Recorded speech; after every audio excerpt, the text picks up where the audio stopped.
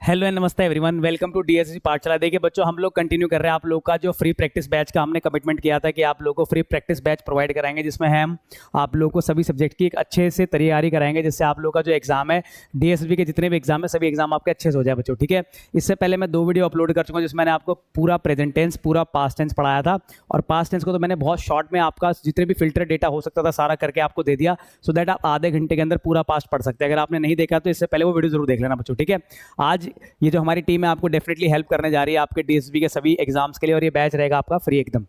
अगर बात करें इसके एग्जाम, जितने भी आपके डीएसबी के अभी एग्जाम अनाउंस हो चुके हैं, जिनके एग्जाम्स आ चुके हैं और जिनके एग्जाम आने वाले, सभी एग्जाम्स में हेल्प करने वाले पूरा बैच। ठीक है बच्चों, और इस क्लास का जो मेन ऑब्जेक्टिव है टेंस की टेंशन खत्म करना, तो बिल्कुल खत्म कर दी जाएगी, बशर्ते आप एक बार पूरे सेशन को ध्यान से देख लीजिए। ठीक है, बहुत अट्रैक्टिव और बहुत ज़्यादा आई अपीलिंग नहीं बनाया गया, बट कंटेंट पे पूरा काम किया गया है। बहुत शॉर्ट पीरियड में जो आपके लिए बेस्ट दिया जा सकता है वो दिया जा रहा है बच्चों। ठीक है, तो स्टार्ट करते हैं सीरीज को।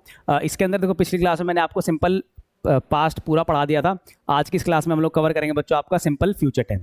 कुछ चीज़ें जो ध्यान रखनी है सिंपल फ्यूचर टेंस के बारे में, और वो क्या क्या चीज़ें सबको कवर करेंगे। देखो बच्चों, सारे टेंस में पढ़ा दूंगा, थोड़ा सा स्पीड बढ़ाऊंगा क्योंकि आपका प्रैक्टिस बैच है, तो इसको प्रैक्टिस बैच की तरह कवर करेंगे, ना कि हम पूरा थ्योरेटिकल। देखो, सबसे पहले हर सेंटेंस का एक फॉर्मेट होता है, इसका भी एक फॉर्मेट है। फ्यूचर के लिए क्या लगा सकते हो, विल और शैल। विल और शैल लगाओगे, साथ में लगाओगे V1 और ऑब्जेक्ट, ये बन गया हमारा सिंपल फ्यूचर का सेंटेंस। और ये कौन सा फॉर्मेट है बच्चों, इसको बोलते हैं अफर्मेटिव। ठीक है, या फिर असर्टिव। अगर आपको इसका क्वेश्चन बनाना है, ये आपका बन गया। अगर मुझे इसका क्वेश्चन बनाना है, सपोज इंटेरोगेटिव, कुछ नहीं करना है आपको, हेल्पिंग वर्ब को आगे कर देना है। विल और शैल को आप जैसे ही आगे करते हैं और उसके बाद सब्जेक्ट लिखते हैं, जैसे ही हेल्पिंग वर्ब किसी के भी आगे आप लगा देंगे वो क्वेश्चन बन जाता है, ये बन गया हमारा इंटेरोगेटिव। ठीक है, if you want to make a negative sentence you just add put not किसके between helping verb and main verb. तो जैसे ही आप हेल्पिंग वर्ब और मेन वर्ब के बीच में नॉट लगाते हैं वो बन जाता है negative. Shell will plus not plus V1। Concept जो एडवांस लेवल के वो हम आगे कराएंगे आपको, अभी मैं आपको थोड़ा बेसिक समझा रहा हूँ, बिकॉज आगे वॉइस नरेशन कंडीशनल सब चैप्टर इस पर डिपेंड करते हैं। डबल इंटेरोगेटिव के लिए क्या करोगे आप, डब्ल्यूएच फैमिली जो होती है हमारी पूरी, उसमें आप लगाएंगे विल और शैल, फिर लगाएंगे आप लोगों का subject plus V1 plus object, ये बन गया हमारा डबल इंटेरोगेटिव। ठीक है, तो ये विल शैल और ये बिल्कुल बेसिक से लेके चल रहे हैं ताकि आप लोगों की हर चीज़ कवर हो जाए। देखो, सबसे पहले बात करते हैं यूजेस। इसका यूज़ क्या है बच्चों, इसका यूज़ ये है कि आप जब कोई एक्शन दिखाना चाह रहे हैं फ्यूचर का, to show action of future, to show action of future जो आपने कर लिया है फ्यूचर में, उसके लिए हम यूज़ करते हैं सिंपल फ्यूचर टेंस को। ठीक है, जैसे मैं आपको बोल रहा हूँ कि कल मैं आपको कंडीशन सेंटेंस पढ़ाऊंगा, तो मैं क्या बोलूँगा, आई विल लगा दिया मैंने, फिर लिख दिया teach, I will teach you. I will teach you कौन सा sentence, conditional sentence. I will teach you conditional sentence, ये बन गया हमारा बहुत सिंपल सा एक question, I will teach you conditional sentence. अब इसमें फॉर्मेट क्यों लिखवाता हूँ, बिकॉज आपके डीएसएसबी के एग्जाम में ना कन्वर्जन करवा रहा है वो आजकल आपसे। वो बोलता है एक स्टेटमेंट देगा, बोलेगा नेगेटिव है इसको अफर्मेटिव बना के दिखाओ तो अफर्मेटिव ऐसे बनेगा, वो बोलेगा इंटेरोगेटिव है तो डबल इंटेरोगेटिव बनाओ तो ऐसे बनेगा। तो आपको हर सेंटेंस का फॉर्मेशन आना चाहिए, और वही फॉर्मेशन मैं इसमें बताना चाह रहा हूँ कि फॉर्मेशन बनते कैसे हैं बच्चों। ठीक है, सो एक क्वेश्चन बन रहा है हमारा DSSB के एग्जाम में कि ट्रांसफॉर्मेशन करवा रहा है वो आपसे, इंटेरोगेटिव देता है, बोलता है अफर्मेटिव बनाओ, अफर्मेटिव बोलेगा नेगेटिव बनाओ, तो यू मस्ट नो। तो इसके लिए एक बेसिक बताना पड़ा जरूरी होता है। यूजेस क्या है, कोई भी एक्शन आपने फ्यूचर में दिखाया बच्चों। ठीक है, अब इसमें इंपॉर्टेंट क्वेश्चन कहाँ से बनाएगा वो बच्चों, क्वेश्चन वो आपके बनाएगा कुछ चीज़ों से, और वो चीज़ें क्या है देखो जरा। देखो, अगर यही मैंने जो सेंटेंस लिखा, अगर मेरे को ये लिखना हो कि अगर आप प्रैक्टिस करोगे तो आपकी स्पीड बढ़ जाएगी, सपोज अब ऐसा लिखना हो, तो अगर आप प्रैक्टिस करोगे तो अब आप क्या लिखोगे, इफ, फिर क्या लिख दोगे, यू। इफ यू, फिर क्या लिख दोगे, suppose if you will practice, आप ऐसे लिख सकते हैं, if you will practice you can increase your speed, you can increase your speed. अब इसमें देखो साउंड तो वही आ रहा है फ्यूचर का, बट प्रॉब्लम ये है कि ये सेंटेंस गलत है, विल नहीं आएगा। अब विल कहाँ नहीं आता, विल ना आने के कुछ रीजन देखो। विल कहाँ नहीं लगा सकते आप, जब भी कोई सेंटेंस कंडीशनल बना देंगे, कभी भी कोई सेंटेंस कंडीशनल बनाया और उसमें कंडीशनल वर्ड लगा दिया, क्या होता है कंडीशनल वर्ड, जैसे कि आपने लिख दिया इफ, जैसे आपने लिखा व्हेन, व्हेन भी एक कंडीशनल की तरह यूज हो सकता है। आपने लिख दिया व्हेन एवर, आपने लिख दिया सपोज, इसके अलावा और क्या हो सकता है, आपने लिख दिया प्रोवाइडेड दैट, क्या लिख दिया, प्रोवाइडेड दैट, बशर्ते, ये भी एक कंडीशनल वर्ड है। इसके अलावा क्या हो सकता है आपका, सपोज हो गया सपोज। एज्यूम, इफ भी एक कंडीशनल वर्ड होता है आपका। एज इफ भी हो सकता है, एज इफ, एज्यूमिंग हो सकता है, ऐसे बहुत सारे वर्ड लिखे जा सकते हैं कंडीशनल वर्ड में। ठीक है, बट फॉर हो सकता है आपका कंडीशनल वर्ड। इसके अलावा कंडीशनल वर्ड हो सकता है बच्चों अनलेस, कई बार अनटिल को भी कंडीशन की तरह यूज किया जा सकता है। कई बार एज सून एज, जैसे ही, एज सून एज, इसको भी, ये सारे के सारे वर्ड है कंडीशनल वर्ड। तो whenever you see a sentence having conditional word, whenever you see a sentence having conditional sentence, always keep in mind you cannot use will or would or can, could or anything. You cannot use will and would with this. आप इनके साथ will would लगा ही नहीं सकते. For example, मैंने बोला RCB will win, RCB will win, RCB will win the IPL trophy, the IPL trophy, provided that it will play well, कि वो अच्छा खेले. अब एक सेंटेंस लिखा एरर बना देगा वो ऐसे करके आपको कुछ भी. तो सीधी सी बात है. अब देखो प्रोवाइडेड दैट क्या है मेरा, प्रोवाइडेड दैट है बच्चों, इसका मतलब होता है बशर्ते. बशर्ते मतलब कंडीशन. अगर ये कंडीशन है तो कंडीशन में एक रूल होता है, कंडीशन के साथ क्या नहीं लगा सकते हम, विल नहीं लगा सकते. ये तो रिजल्ट है, प्रोवाइडेड दैट से पहले आता है रिजल्ट. ये तो रिजल्ट है बाद वाली चीज. रिजल्ट की कंडीशन क्या है कि वो अच्छा खेलेगी. तो अगर वो अच्छा खेलेगी, या देखो आरसीबी आईपीएल ट्रॉफी जीत जाएगी बशर्ते वो अच्छा खेले. बशर्ते मतलब बशर्ते उसे अच्छा खेलना पड़ेगा. तो यहां पर विल नहीं आकर लिखना पड़ेगा, but provided that it plays well, और ये बनेगा इसका answer, provided it plays well. तो जब भी कोई कंडीशनल वर्ड बनाएंगे तो आप उसमें विल नहीं लगा सकते. एक ये रूल हो गया, और इसी से बहुत सारे क्वेश्चन इजी क्वेश्चन बन जाते हैं. और डीएसएसबी का भी जैसे आपका वार्डर है, इतना मुश्किल पेपर नहीं आएगा. चीज़ें सही रहेंगी, आसान रहेगी, कॉन्सेप्ट में ही आ जाएगा. जो हम कॉन्सेप्ट पढ़ा रहे हैं इसी में मिल जाएगा. तो आपको ध्यान रखना है, कोई भी कंडीशनल वर्ड अगर आपके सामने आता है तो आपको अवॉइड करना है. किसको, विल और वुड और कैन, कुड, शैल, शुड, सबको अवॉइड करना पड़ेगा कंडीशन वाले सेंटेंस में. तो यहीं से क्वेश्चन बन जाएगा आप लोगों का. अब जैसे मैं सेंटेंस बोल रहा हूँ आपको, एक सेंटेंस,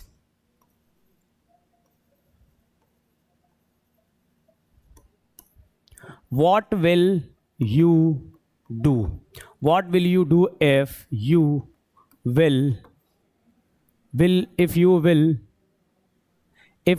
will face trouble.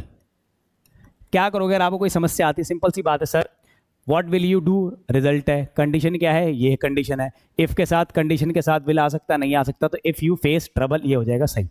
तो इस तरीके से कंडीशन सेंटेंस बनाएगा, आपको ट्रिक करेगा. ट्रिक आपको होना नहीं है, ठीक है. अच्छा, एक और कंडीशन जो मैं आपको बहुत इंपॉर्टेंट सिखाता हूं वो है कंडीशन क्या. अगर आपने कोई ऐसी कंडीशन बना दी बच्चों, if you make any condition, जिसको हम बोलते हैं जीरो कंडीशन. हालांकि इसके बाद मैं आपको कंडीशनल सेंटेंस ही पढ़ाऊंगा. अगर आपने कोई ऐसा सेंटेंस बना दिया तो जीरो कंडीशनल, उसमें क्या होता है, उसमें आप विल कहीं पर भी नहीं लगा सकते. जैसे कि अगर मैं बोल रहा हूं कि अगर आप, if you put ice in open, अगर आप बर्फ को ओपन में रखेंगे तो वो पिघल जाएगी.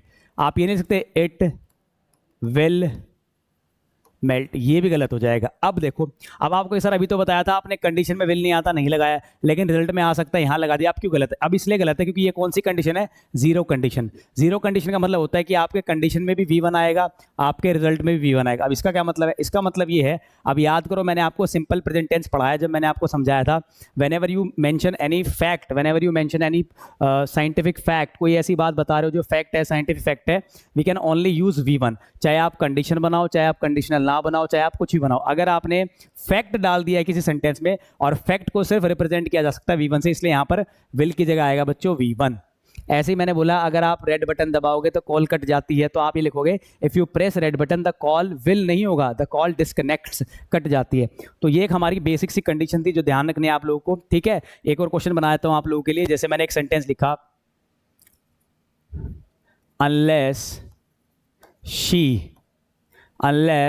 She will return my money, जब तक वो मेरे पैसे वापस नहीं करेगी, I will not return her documents. Simple sentence है. अनलेस कंडीशनल, सबसे पहले विल नहीं आएगा, अनलेस के साथ आपका नॉट भी नहीं आता, बिकॉज अनलेस में नॉट छिपा होता था. अनलेस शी रिटर्न, और शी आ गया तो इसमें एस भी देना पड़ेगा. Unless she returns my money I will not return her documents बन गया. तो एक बेसिक कॉन्सेप्ट ये ध्यान रखना है, कभी भी कंडीशनल आएगा तो आपको उसके साथ विल वुड नहीं लगाना है. आगे अभी एक बेसिक सा कॉन्सेप्ट हमने करा जो कि था आपका सिंपल फ्यूचर से. अब बात करें अगर नेक्स्ट की आपकी फ्यूचर कॉन्टिन्यूस की. क्या होता है फ्यूचर कॉन्टिन्यूस? बहुत ही सिंपल सा फॉर्मेट, सब्जेक्ट साथ में लगा दोगे विल और साथ में शैल भी कोई. अब जो बच्चे कहेंगे सर विल शैल में डिफरेंस नहीं बताया, बच्चों विल और शैल में छोटा सा डिफरेंस है. देखो वैसे अगर आप देखेंगे पहले शेल आपने पढ़ा होगा आई और वी के साथ लगता था, बाकी जो बच गया आपका ही, शी, इट, सबके साथ आप ही लगाते थे, ऐसा होता था। लेकिन अब क्या हो गया, अब ये चेंज हो गया। अगर आपने डिटर्मिनेशन ज़्यादा दिखा दी, जैसे अगर आप श्योर हो, तो अगर आप श्योर हो तो उल्टा हो जाता है ये। तो जैसे अगर आप श्योर हो तो आई और वी के साथ आप लगाएंगे विल। जब भी आप किसी चीज़ के लिए श्योर हो तो आप ये लगाएंगे। लेकिन अगर आप ही के साथ, शी के साथ, इट के साथ शेल लगा रहे तो भी ये श्योरिटी दिखाता है। तो ये श्योरिटी का कंसेप्ट हो गया जो ध्यान रखना है आप लोगों को। When ever you show surety तो आई वी के साथ विल लगाइए, और इनके साथ श्योरिटी दिखानी है तो शेल लगाइए। एक रूल हमारा ये होता है। अभी हम पढ़ रहे हैं आप लोगों का हम पढ़ रहे हैं बच्चों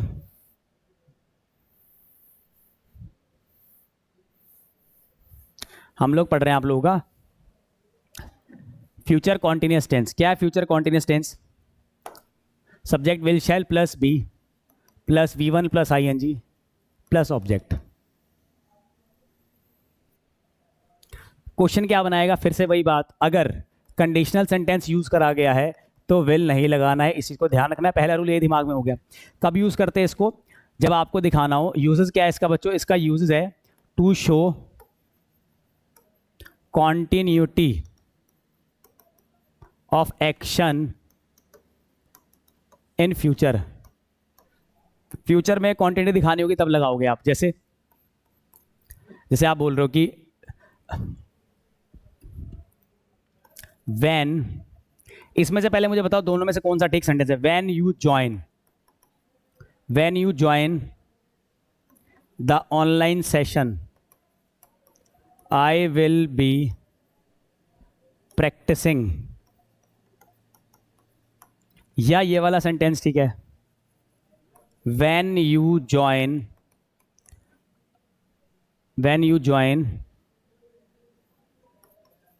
the online session, यहाँ पे सेशन है, I will have been practicing for 2 hours। जब तुम ऑनलाइन सेशन ज्वाइन करोगे तो मैं 2 आवर से पढ़ रहा हूँ। देखो क्वांटिटी दिखानी है। पहले रूल तो एक बेसिक सा है कि अगर whenever we have any conditional word like unless, until, suppose, provided that, but, for, कोई भी कंडीशनल वर्ड है तो आपको विल नहीं लगाना। सेम यहाँ लिखा है व्हेन यू ज्वाइन, जब तुम ज्वाइन करोगे, व्हेन यू ज्वाइन क्या? Online session. एक बेसिक कॉन्सेप्ट ये भी है कि जब भी आप कोई सेंटेंस कनेक्ट करना चाह रहे हैं, suppose you are connecting any sentence of future, you can only connect it with present tense. आप सिर्फ किससे कनेक्ट करोगे? प्रेजेंट से। प्रेजेंट के अलावा वो कनेक्ट ही नहीं हो सकता। तो यहाँ पे एक सेशन मैंने रख दिया यहाँ पे फ्यूचर कॉन्टिन्यूअस, और लिख दिया मैंने future perfect continuous. Which is correct? Both are correct. आप दोनों बता सकते हो, क्योंकि जब मैं परफेक्ट बना रहा हूं तो मैं बता रहा हूं कि मैं 2 आवर से उस सेशन को कर रहा हूँ, और इसमें बोल रहा हूँ कि मैं सिर्फ प्रैक्टिस कर रहा हूँ, तो बोथ आर करेक्ट। तो यहाँ से एक आपका बेसिक रूल जो बनेगा, ये ध्यान रखना है आपको, जब भी आप कोई फ्यूचर सेंटेंस बना रहे हैं, फ्यूचर सेंटेंस की जो कनेक्टिविटी है वो सिर्फ हो सकती है आपकी प्रेजेंट टेंस से। तो यहाँ पर मैंने किसको कनेक्ट किया? आपका फ्यूचर कॉन्टिन्यूअस को, और यहाँ पर मैंने कनेक्ट किया आपका future perfect tense, future perfect continuous को। फर्क ये है कि क्वांटिटी आती है तो 4 आता है यहाँ पे, ठीक है। एरर और क्या बना सकता था? ये बना सकता है I will be practising for 2 hours. तो ये तो गलत हो जाएगा, बिकॉज फ्यूचर कॉन्टिन्यूअस हो, चाहे प्रेजेंट कॉन्टिन्यूअस हो, चाहे आपका पास्ट कॉन्टिन्यूअस हो, उनके साथ 4 सिंस नहीं आ सकता। 4 और सिंस लगा सकते हो आप लोग सिर्फ किसमें? परफेक्ट कॉन्टिन्यूअस टेंस में, ठीक है।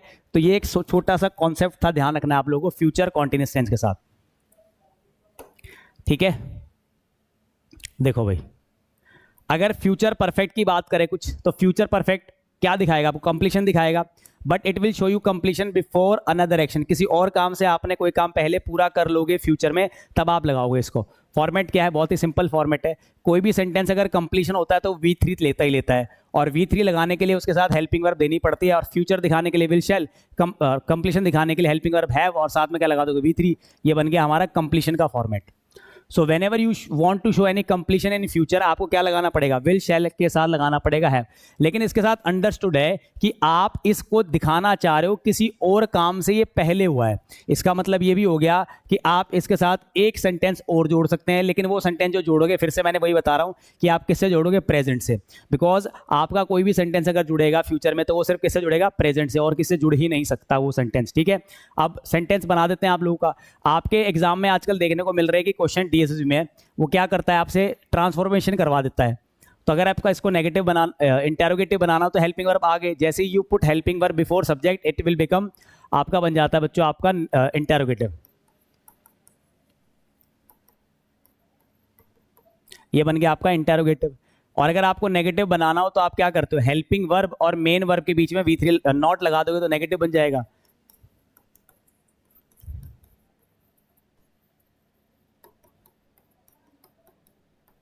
ये बन गया हमारा नेगेटिव। अच्छा, एक चीज और ध्यान रखना आप लोग, कभी भी यहाँ पर क्या हैव के अलावा हैज आ सकता है क्या? कभी भी नहीं आ सकता, बिकॉज जब भी कोई भी मेन वर्ब यूज होती है वो किसके साथ यूज होगी आपकी, हैव, प्लूरल होगी, कभी सिंगुलर हो नहीं सकती यहाँ पे। ठीक है, ठीक है भाई, ठीक है, ओके। अब इसका यूज क्या है कि आपको कोई एक्शन दिखाना हो किसी और एक्शन से पहले किया गया हो तब। ठीक है, ठीक है, जैसे मैं लिखा है यहाँ पे Russia will have occupied, Russia will have occupied किसको, Russia will have occupied the Russia will have occupied the land of Ukraine before USA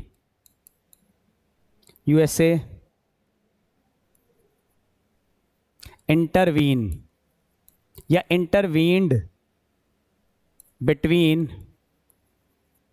between Russia and Ukraine.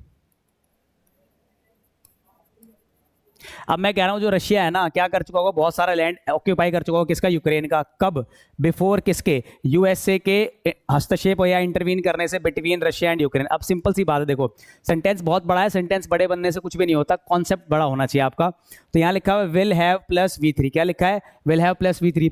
अब आपको ये पता है इंटरवीन्ड वर्ब की कौन सी फॉर्म है, सेकंड फॉर्म। अब आपको ये पता है कि अगर फ्यूचर का सेंटेंस है तो V2 से बनेगा नहीं, किससे बनेगा, V1 से। और V1 में इंटरवीन्ड ना होकर क्या आएगा, इंटरवीन्स। क्या लिखोगे, इंटरवीन्स। ये बन गया हमारा फ्यूचर का परफेक्ट टेंस। तो जब भी आपको फ्यूचर में दो इवेंट दिखाने हैं, एक इवेंट आपको कंप्लीट करना है किसी दूसरे इवेंट से पहले, तब आप जो पहले इवेंट होगा उसमें विल हैव प्लस V3 लगाएंगे। अब इसमें मैं बहुत डिटेल में नहीं जा रहा, बहुत ही क्या नाम है, बहुत मुश्किल भी नहीं रख रहा है, एक सिंपल लैंग्वेज में आपको समझाने की कोशिश कर रहा हूं। ठीक है, ये था हमारा फ्यूचर परफेक्ट टेंस का एक कॉन्सेप्ट, इजी सी। अब एक और चीज ध्यान रखनी है आप लोगों को, अब एक चीज ध्यान रखना, थोड़ा समझा देता हूं आपको। एक फॉर्मेट होता है, आपको याद है, सब्जेक्ट के साथ हमने लगाया हैज और हैव, साथ में लगाया been, V1 plus ING plus object. एक ये फॉर्मेट था जिसको बोलते हैं प्रेजेंट कॉन्टिन्यूअस टेंस। एक था हमारा पास्ट परफेक्ट कॉन्टिन्यूअस टेंस। एक हमने लिखा फ्यूचर परफेक्ट कॉन्टिन्यूअस टेंस।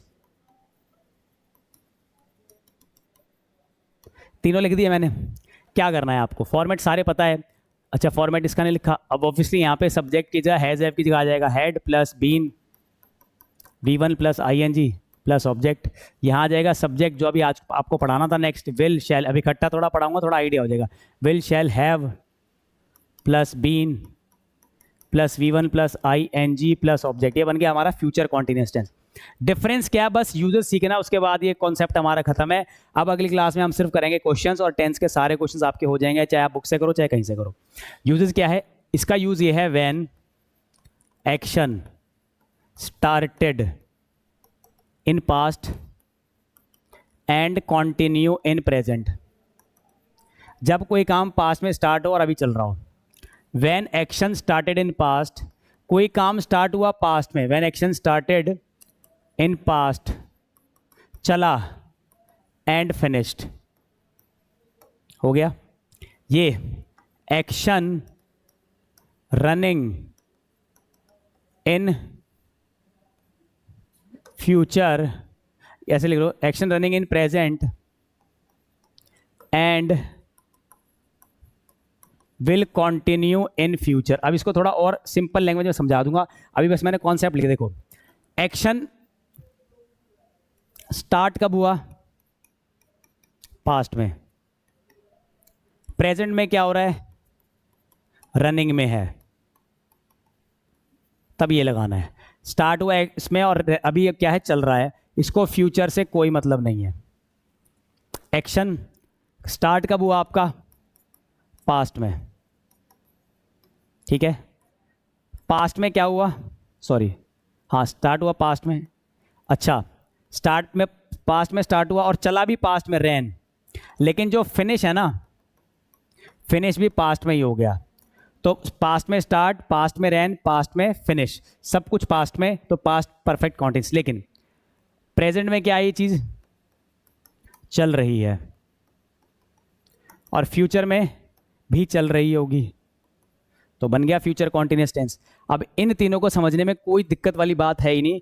कोई काम आपने पास्ट में स्टार्ट किया, अभी भी चल रहा है, प्रेजेंट कॉन्टिन्यूस टेंस। कोई काम आपने पास्ट में स्टार्ट किया, पास्ट में कुछ समय चलाया और खत्म कर दिया। कोई सेंटेंस आपने पास्ट अभी चल रहा है और फ्यूचर में भी चल रहा होगा, सीधी सी बात है। अब हैड बीन का डाउट नहीं होना चाहिए। हैड बीन आईएनजी का मतलब पास्ट में स्टार्ट, पास्ट में कंटिन्यू, पास्ट में खत्म। हैव बीन आईएनजी का मतलब पास्ट में स्टार्ट, अभी भी चल रहा है। विल हैव बीन आईएनजी का मतलब अभी चल रहा है और फ्यूचर में भी चल रहा होगा। अब इससे अगर मैं क्वेश्चन बनाऊं तो बना देते हैं सेंटेंस बहुत सारे। जैसे आपको पता है अभी इंडिया और पाकिस्तान 1947 से लड़ी रहे, देखा जाए तो डिस्प्यूट हो रहा है उनका, तो क्या लिखोगे आप सबसे पहले? लड़ रहे हैं, अभी भी लड़ रहे हैं, और 1947 से इंडिया एंड फिर क्या लिखोगे? पाकिस्तान। फिर क्या लिखोगे? दो देश है तो हैव, फिर क्या लगाओगे? बीन। लड़ने के लिए fighting, India and Pakistan have been fighting. कब से? 1947, तो सिंस 1947। जिसको नहीं पता, स्टार्टिंग टाइम होता है तो लगता है सिंस, टोटल टाइम होता है लगता है 4। सिंस मतलब मंडे से, 2010 से, 15 से, 18 से स्टार्टिंग टाइम है तो सिंस। टोटल टाइम है 2 घंटे, 18 घंटे, 20 घंटे, 1000 साल, 4। ठीक है, ओके। लेकिन अगर मैं ये बोल दूं आपको सेंटेंस कि मैं 4 साल से मुंबई में रह रहा था, जब मैं दिल्ली में आया, रह रहा था जब मैं दिल्ली में आया, तो मतलब पहले रह रहा था, तो पास्ट में रहा 4 साल, तो आई हैड बीन, अब नहीं रह रहा हूं, तो आई हैड बीन लिविंग, रह रहा था। I had been living in, कहाँ पर? मुंबई रह रहा था। बिल्कुल बेसिक कॉन्सेप्ट चल रहे हैं सारे। I had been living in Mumbai, कितने साल से? 4 ईयर्स। जब मैं आया, अब देखो पास्ट का सेंटेंस सिर्फ किससे जुड़ सकता है? पास्ट से, तो when I came to Delhi, ऐसा बना सकते हैं। और क्या बनेगा? तीसरा, फ्यूचर में। ठीक है, अभी जैसे अगर मान लो कोई चीज़ अभी चल रही है और फ्यूचर में भी चल रही होगी, तो क्या लिखोगे? I will have been, I will have been working in, I will have been working in Apple for 10 years in 2028। मतलब अभी नहीं हुए, अभी होंगे। तो अब तीनों सेंटेंस को देख लो आप। दे स्टार्टेड फाइट कब करी? 1947 में, and still they are fighting, they have still dispute between them. तो ये हो गया। मैंने स्टार्ट किया रहना कहाँ पर? मुंबई में। 4 साल रहा, फिर अब तो नहीं रह रहा। अब कहाँ रह रहा हूँ? मान लो आई केम इन दिल्ली, जब मैं दिल्ली में आया, तो अब आ गया हूँ, तो अब नहीं रह रहा। अब मैं एप्पल में 10 साल से काम कर रहा हूँगा, फ्यूचर में 2028, मतलब अभी भी कर रहा हूँ और फ्यूचर में भी कर रहा हूँ, तो ये बन गया हमारा। तो इस तरीके से ध्यान रखना है, will have been, had been का मतलब क्या है और कहाँ कहाँ आता है। और विल, इसका जो क्वेश्चन बनता है प्रेजेंट परफेक्ट टेंस है, वो मैंने आपको पास्ट में पढ़ा रखा है, डेफिनेटली इसको पढ़ना। तो बच्चों ये अब मैंने टेंस के आपको एक बेसिक कॉन्सेप्ट पढ़ा दी हैं। अब अगली जो क्लास आएगी उसमें हम करेंगे प्रीवियस ईयर के क्वेश्चन, जिसमें आपको हेल्प हो जाएगी कौन कौन सी चीज़ें आपको कवर करनी है बच्चों। ठीक है, आज के लिए इतना कहेंगे। Thank you so much. Subscribe कीजिए डीएसएसबी पाठशाला को, जो आपको प्रोवाइड करा रहा है free practice batch for DSSB. इससे जुड़ने का मेरा मेन ऑब्जेक्टिव सिर्फ ये है कि because they are providing you free classes, that is why I am here and I have tied up with them. ठीक है बच्चों, जुड़िए, पढ़िए। Thank you so much.